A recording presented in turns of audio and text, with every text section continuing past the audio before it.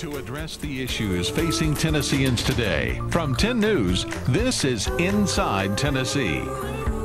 Good morning and welcome to Inside Tennessee. I'm your moderator, John Becker. We welcome this morning a seventh-generation Tennessean. He's from Middle Tennessee, a mechanical engineer by trade, a businessman, a father, husband, grandfather, and also the 50th governor of the great state of Tennessee. Bill Lee with us this morning. We're pleased to have you, Governor. Along with him, Don Bosch, who is a Democrat, runs his own law firm. Susan Richardson Williams, one of our regulars. She is a Republican, runs her own PR firm. We're glad to have all of you with us. And Governor, let me start by asking you about a report that hit your desk about the economics of Tennessee and the health of this state this week. It's by the UT Boyd Center at the university, and they're calling 2021, in their words, a year of recovery. They also say incredibly strong, back on solid footing.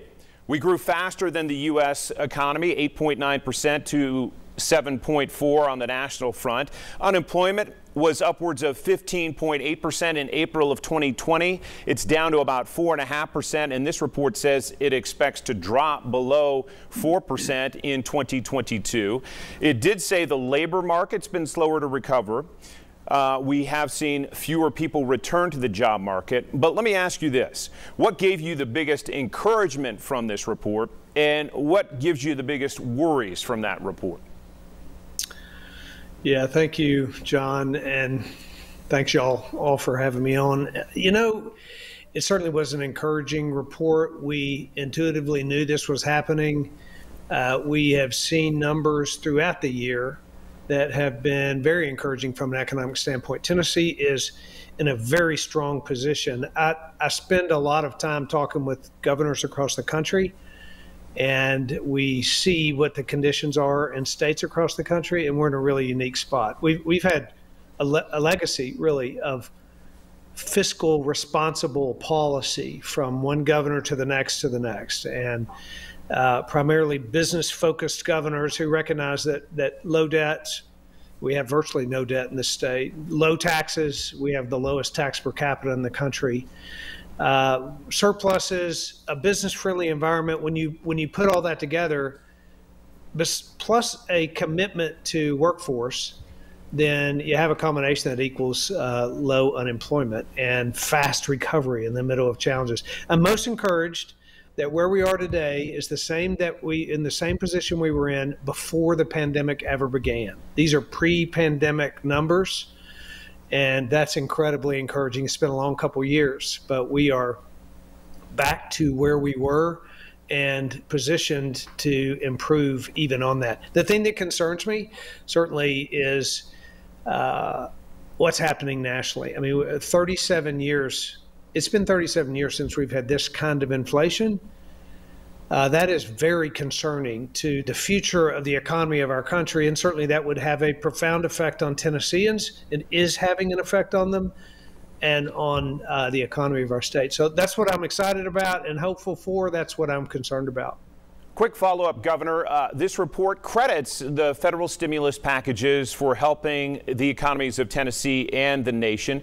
Do you think the spending by Congress to boost the American economy was a smart move, or do you have some concerns, and I'm guessing some concerns based on your previous remark there?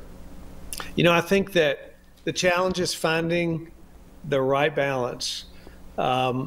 Clearly, when the economy collapsed in April and May of 2020, we saw the biggest, most rapid decline in our country's economy ever in its history. When that happens, you need to respond to that. And there was stimulus and response, and it certainly helped the country to recover from that steep decline.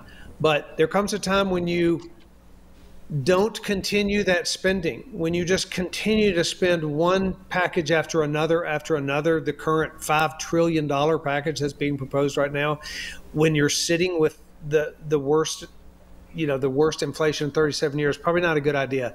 It's hard to know where that balance is, but I think you spend until you determine it's the right number, and then you stop. Susan? Yeah, Governor, this is great economic news, and congratulations for having that happen during your term.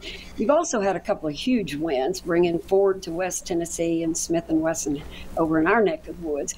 How do you sell that? Is it the lack of an income tax? Is it a balanced budget requirement in Tennessee? Is it conservatism? What is it that you think makes the biggest difference in having those home runs come to Tennessee? Susan, we had the three biggest economic announcements that in our state's history just in the last 12 months. And that was in the middle of this pandemic. We are seeing companies from all across the country make decisions to come here, and we're competing with states all across the country. You mentioned Ford. They started with outreach to 15 states. And they narrowed it down to 10, then down to 5, and then they did a very serious process of interviews and doing their due diligence with those 5 states. They chose to put the largest automotive assembly plant in American history and the first that they've built in 50 years in Tennessee. And it's going to be transformational for that part of the state. It's an incredibly positive it's an incredibly positive development in our state. We were told by Ford that our state stood head and shoulders above the others when they looked at all of the factors, and you reeled a few of them off: a business-friendly environment, a low tax structure. I flew to Detroit and sat across the table from the COO at Ford, and I said to her, first of all, I've personally been in the construction business, and this is a massive project that's going to have to be delivered, and we can do that in this state for a couple of reasons. We know how to do it. We know what critical path scheduling is. We know how to deliver materials. We got the right people to make sure this happens. But the other thing I told her was, we have now for 3 years, ever since I've been into office, we have been very focused on workforce development, especially in technical trades. The types of skills that are going to be necessary for a plant like Ford. And with the Governor's Investment in Vocational Education Act, the GIVE Act, with our investment in colleges of technology, we're developing a pipeline of workforce.